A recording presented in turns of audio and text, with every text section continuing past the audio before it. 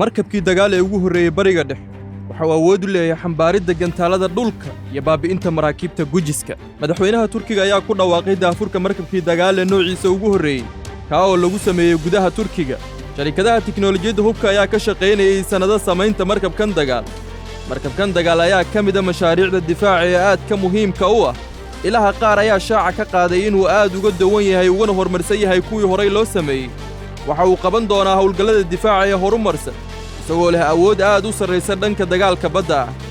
Maraakiibta dagaalka ee Turkiga ayaa ku tilmaaman awooddooda sarraysa ee ku saabsan dhanka digniinta u horrayso, sahminta, kormeerka, ogaanshaha bartilmaameedka, aqoonsiga goobaha cadowga, iyo gawaarida oo u sii dheer tahay fulinta howlgallada ka dhanka saldhigyada dekedaha militariga. Markabkan culayskiisu waa 3,000 oo tan, dhererkiisu waa 113 mitir, halka ballaciisu ka yahay 14.4 mitir.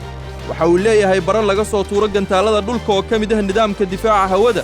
sidoo kale waxa uu leeyahay nidaam dagaal oo elektarooniga oo maxalli ah iyo weliba nidaamka howlgallada badda, raadaarada, dareemayaasha iyo nidaamyada isgaarsiinta.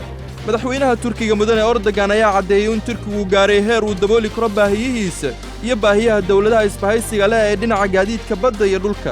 Erdogan ayaa shaaca ka qaaday in waddankiisu uu sameeyey 6 markab oo badquusayaal oo aad u horumarsan iyagoo shaqo geli doona 2022.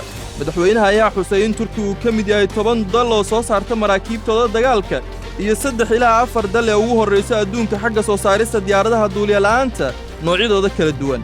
waxa uu intaasi ku sii daray in mashaariicda warshadaynta hubka ee Turkiga ay gaartay 700 oo mashruuc.